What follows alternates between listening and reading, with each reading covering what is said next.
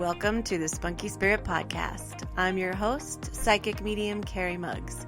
This is where we learn all things spirit, everything from spiritual gifts, awakenings, ghosts, aliens, and starseeds. Nothing is untouchable, but always fun and spunky. I am honored to be on this spiritual journey with you, so make sure you hit the subscribe button so you never miss an episode.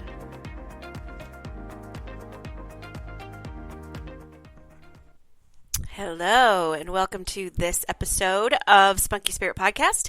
I am Carrie Muggs, and today is the question and answer. This is one of my favorite ones because I like to just answer questions from my own experience. So just know that this is from my own experience and maybe some stuff that I've learned too, and I'll kind of emphasize which is which. So things that are coming up.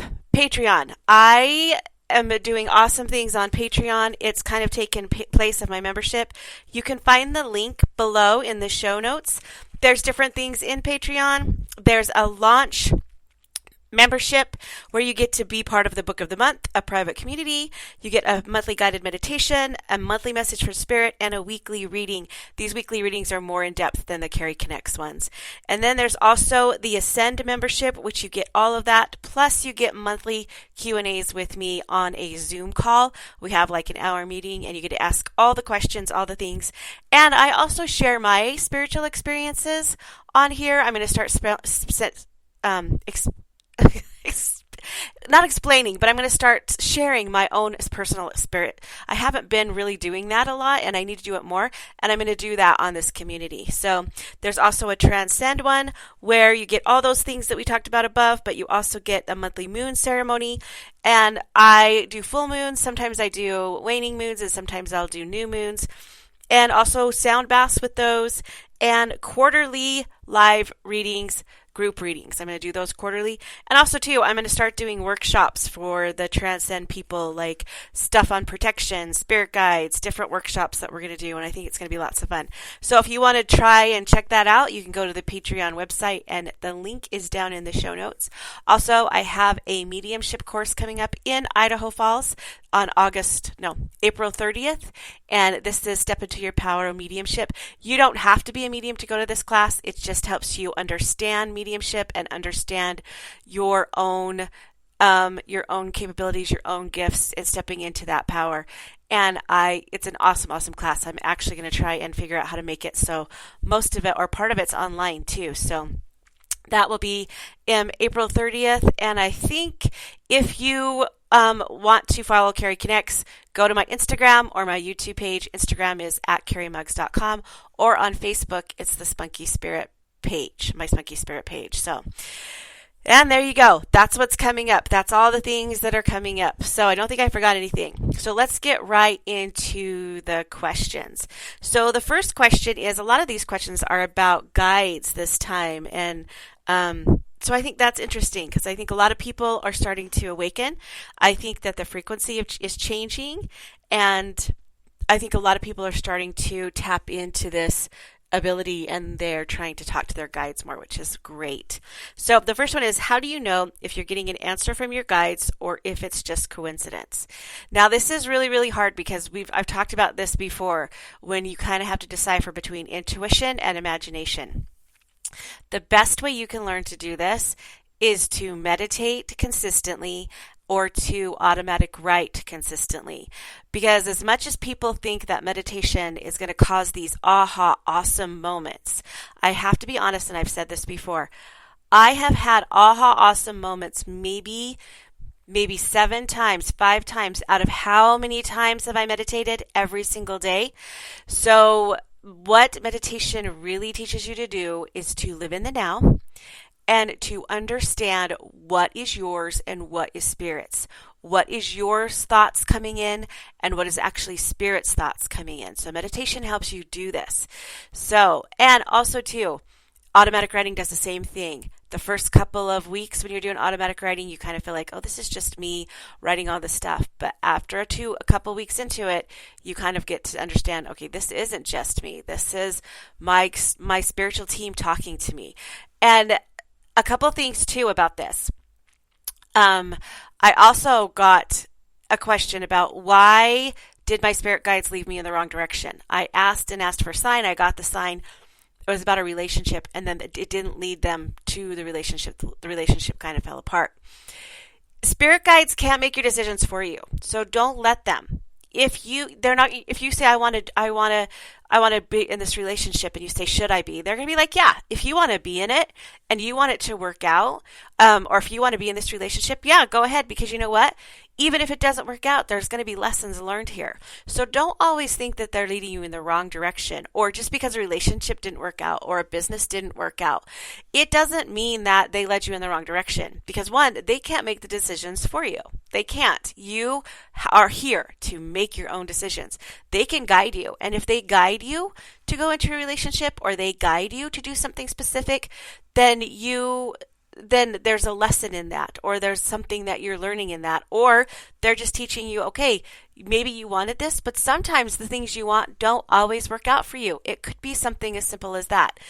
If you feel like you're getting if you feel like that it's just coincidence, which I don't believe in coincidence. I don't believe coincidence happens. But if you want something so bad that you try and make it fit, then yeah, that's going to be you. And this is why I don't really love modalities sometimes, because you can pull a card, and it could be a card saying, okay, this is, it could be like a card saying this is going to tumble or this is going to fall, and you could be like, oh no, this means this. This is why I don't like to do readings for myself, because sometimes you don't get the answers you want and you try and make it fit. So if you are thinking it's coincidence, then ask for something else, like out of the blue, instead of like something simple like a dragonfly or something.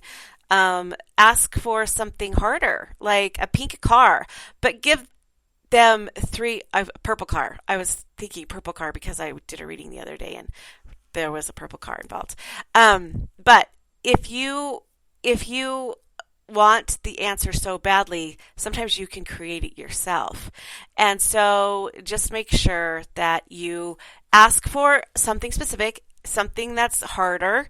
And also too, I just learned this also, it's ask for both sides. Ask for both signs. Say, okay, if I want the relationship to work, or if this is going to be a good thing for me, show me a white feather. If this is going to be kind of a bad thing for me, show me a black feather. That's pretty cut and dry. That's pretty cut and dry. So it's not like you see a white feather and you're like, oh, I don't know if this is coincidence. And sometimes you can ask for a sign of your sign. That's all fine. But honestly, at the end of the day, you get to make your own decision. They're just guiding you. So they're always with you. They're always guiding you. I don't believe in coincidences, but at the same time, sometimes when you want something bad enough, you can try and make it fit. I don't want you to do that either. So sometimes ask for the sign of your sign, but just know sometimes they're going to get sick of you asking for the sign, and they don't get sick of you. I shouldn't say that. But sometimes when they answer you and you keep thinking, oh, that's not it, they're going to kind of just be, they're going to be like, okay, this is for you. You get to figure this out. So just know that. I hope that answers your question. Just remember that I have lots of people coming to me all the time telling me about certain situations, and they want to know which way they should go. I'm not going to tell you which way to go, because you know what? Spirit doesn't really care if you choose the red shirt or the blue shirt, as long as you're staying in your same purpose, because you're going to end up at the same Walmart pharmacy picking up the same prescription. They only care if you get off your purpose. If you're starting to go to Target instead of Walmart, then that's when they're going to get involved, and that's when you're going to feel out of aligned, and that's when you're going to kind of get sick, and that's when everything's going to go crazy. And that's not always true either, because sometimes spiritual, when you're going on the right path, it can feel crazy. So just know at the end of the day, you got to kind of tap into your own stuff too and make your own decisions. So I hope that helps. I hope that that's kind of what you were looking for. Just know that you can always ask for other signs too. If you're kind of like not clear about it, you can ask for a dream, or you can ask for certain things. But just make sure too, when you ask for signs, be aware of what's going on around you, because sometimes the signs show up and you don't see them, or you want it to be a certain way, and so you don't see the way it's coming through. So hope that helps you. Okay, our next one. I have a question for your podcast. When When were you comfortable enough to tell people you were a medium? My close family knows, and I want to start sharing my gifts more with everyone, but coming out of the spiritual closet is so intimidating. Being a medium is still a very taboo thing to many people, and while I don't want to tell every person I meet, I want to feel comfortable talking about it because it's become a huge part of who I am. Okay, now I love this too because, this was one of the hardest things for me. It took me years to come out. I was doing readings on the phone for people and in far distances, and I didn't do very many of them in person. They were pretty much all on the phone because where I live, the small community where I live, was the culture was kind of against it, and my family was super against it. We were in a religion that, not my family, but some of my my kids and my husband's family, they just didn't understand it. And so I kept it in a closet for a really long time. This was really hard for me. It was when I was going through a really hard time, lots of turmoil, because I couldn't be myself. I couldn't be my true self. I couldn't be who I am. So I started getting sick. I started getting migraines.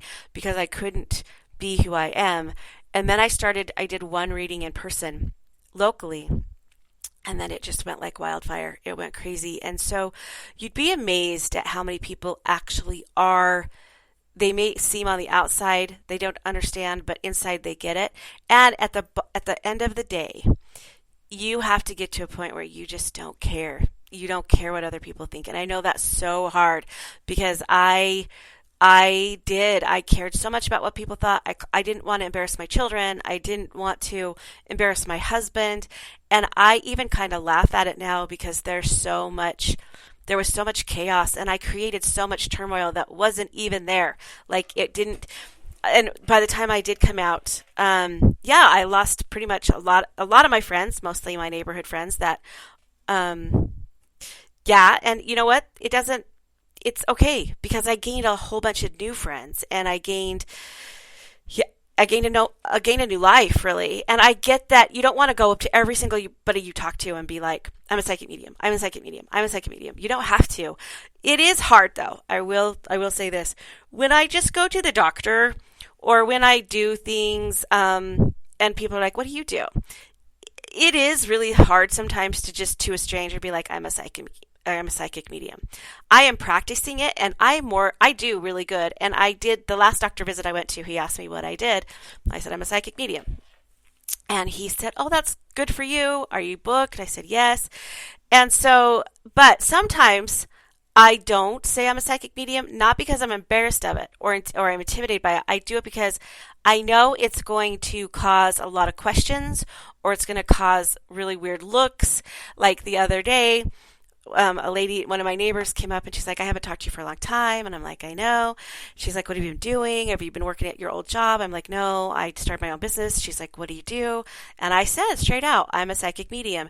She looked at me like I stabbed her in the gut. She was in so much shock. And she's like, well, I hope you like that. And she hurried and took off.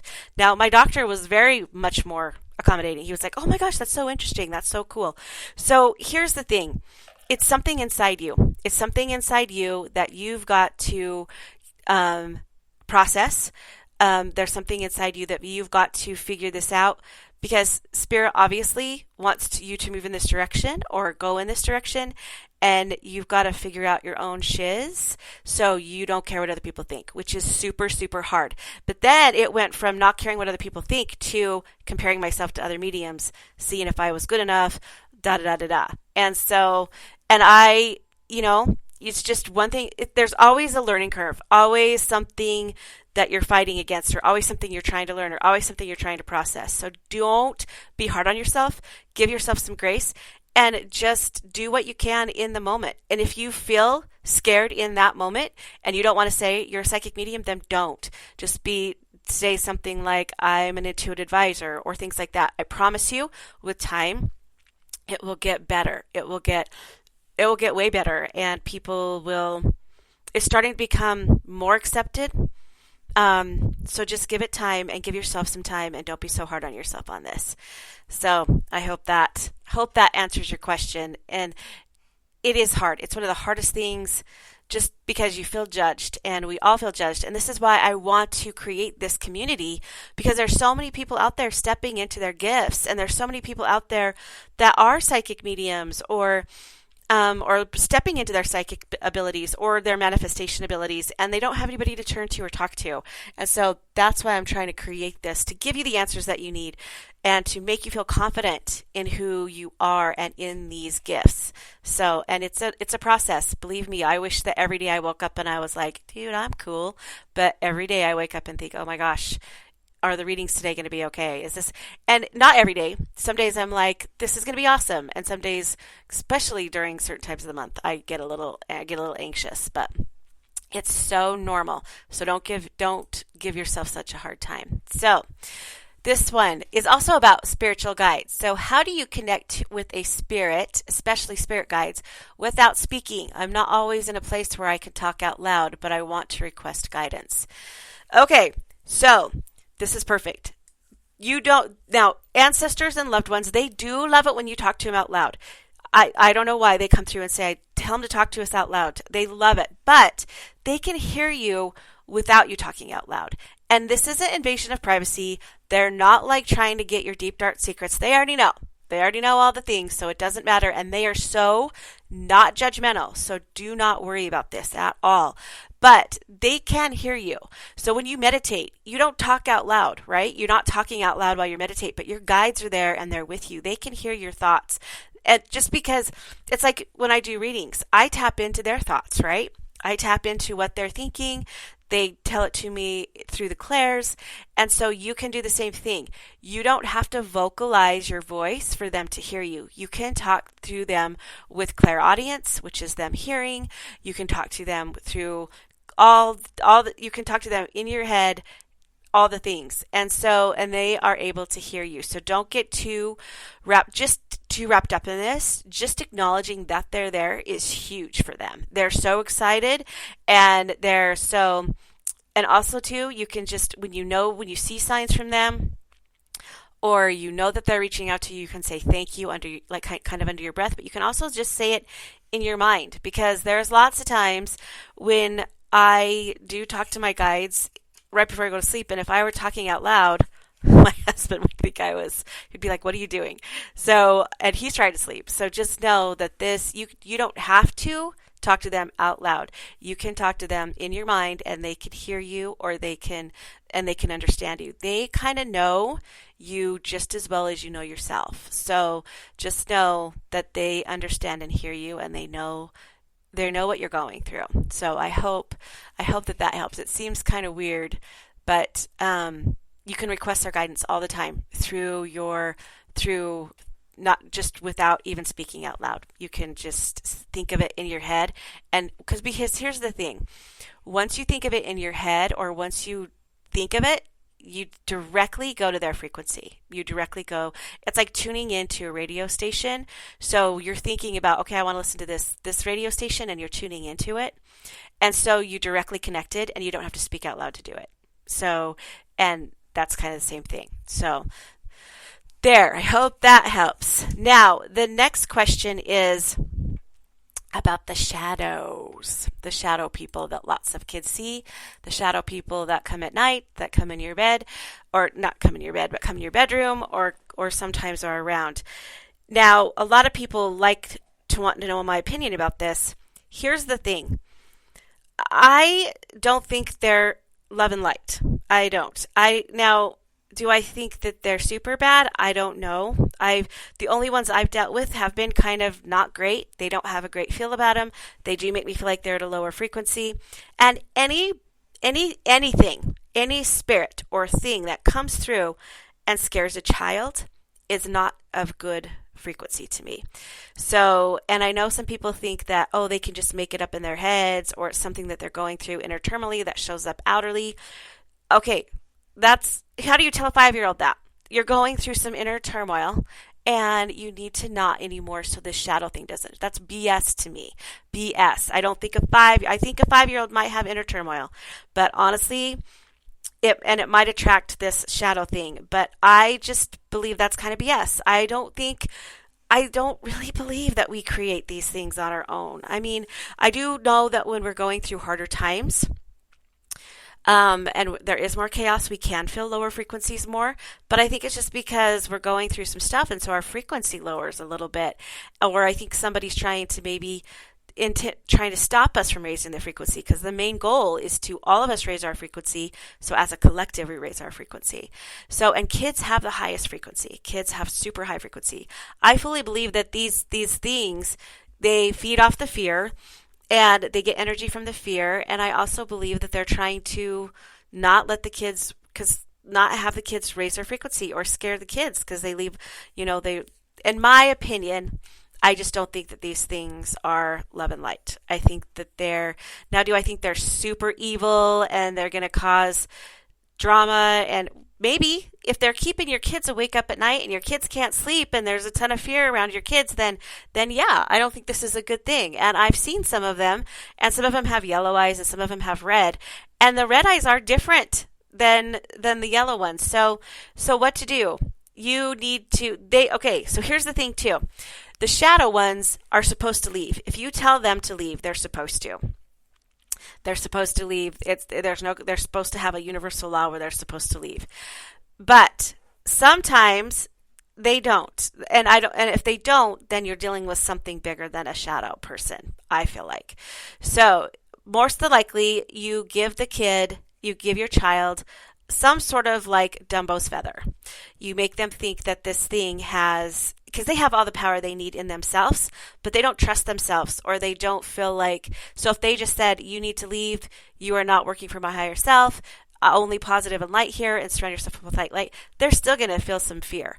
So kids I always do a Dumbo feather. I sage their room always, always, always. And sage isn't all one and done. You got to sage all the time. I put tourmaline or anything brown, any kind of black stone can go into their room and ground them and help them to feel safe.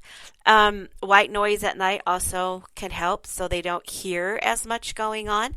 And also too, I have done some children, I have given them like magic wands and told them that it's kind of like a magical thing. I don't recommend doing this a lot because I want the child to depend on themselves, their own gift.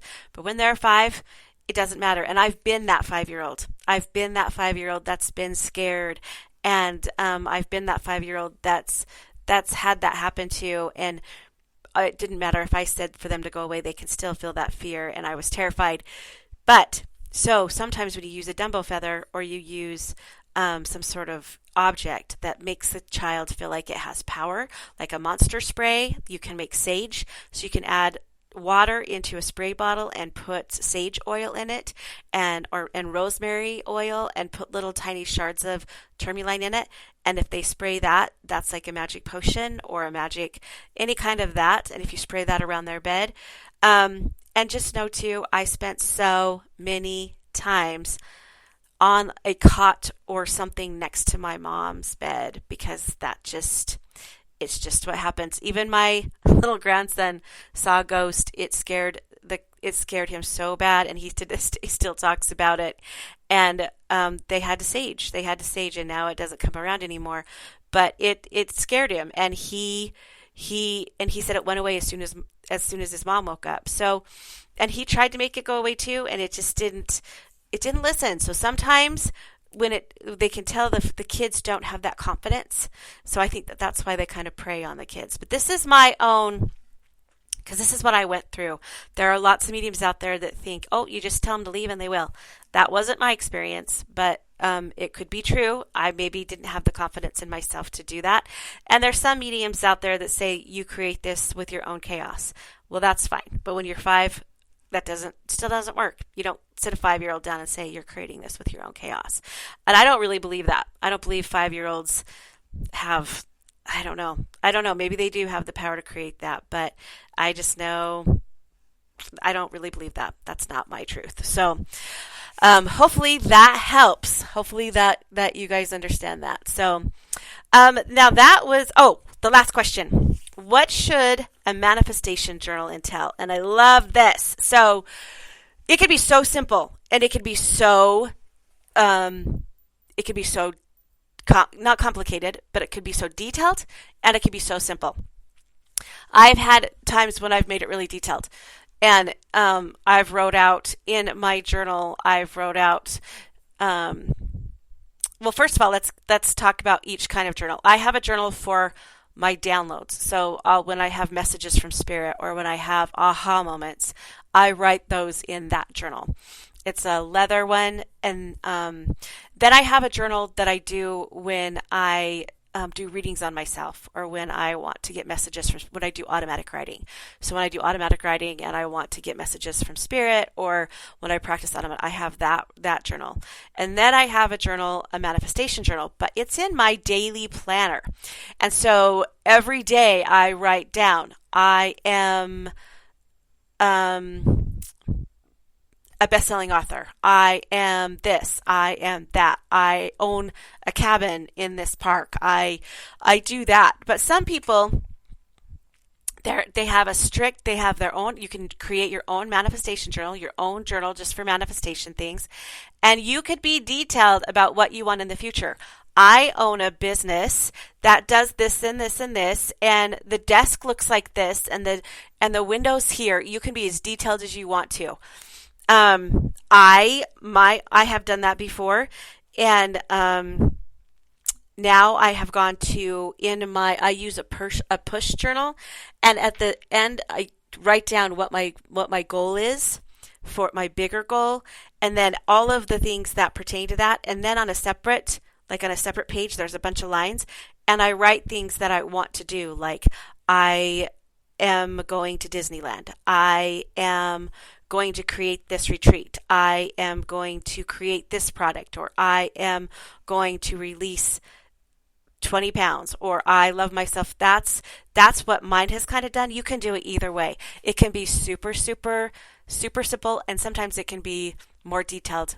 And some people say the more detailed, the better, but I think the visualizations are better at detail. So before I go up to bed at night, I visualize some of those things that I wrote down that morning. So each morning I write down, and sometimes you can write, I deserve at the top of the paper, and write, I deserve to have this type of car. I deserve to have this. I just found more power in the I am, because then it seems like it's just so real, and there's just so much more power in I am. So all of my manifestations I put to I am, and I make it sound like it's in the now.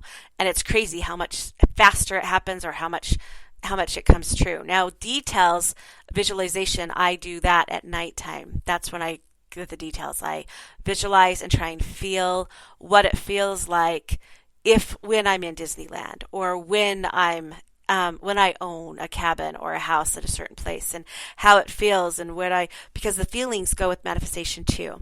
So, but you can also do that with writing. Lots of people like to write, so they can write their vision in detail.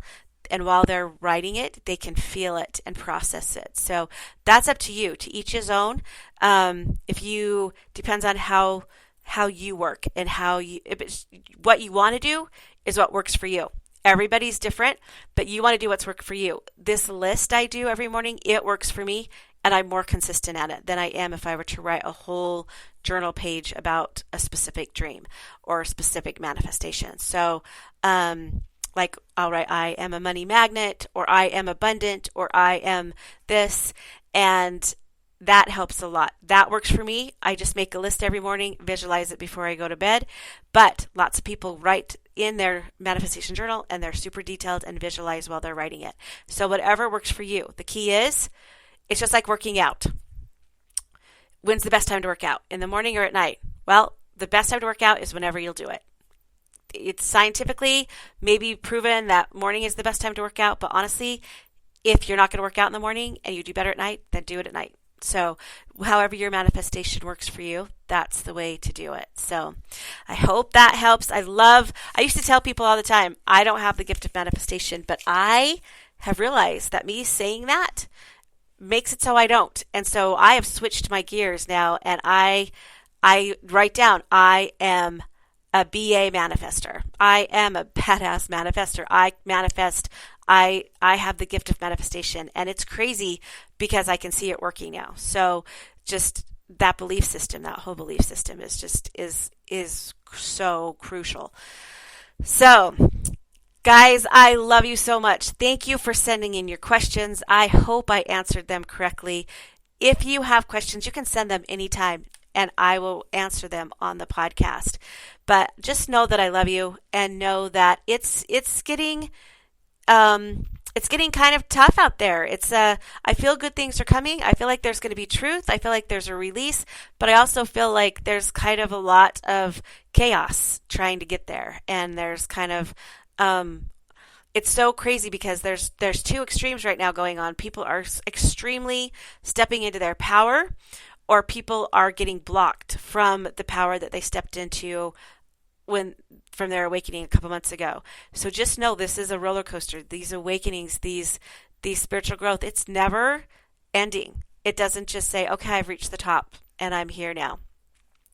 In fact, I had a really cool experience that I'm actually going to share on Patreon about how, you get to this certain level and you think your body catches up in your spiritual growth, and then it starts all over again because you're hitting another frequency. You keep going up. So give yourself some grace, love yourself, and just know that this is so normal and you're not crazy.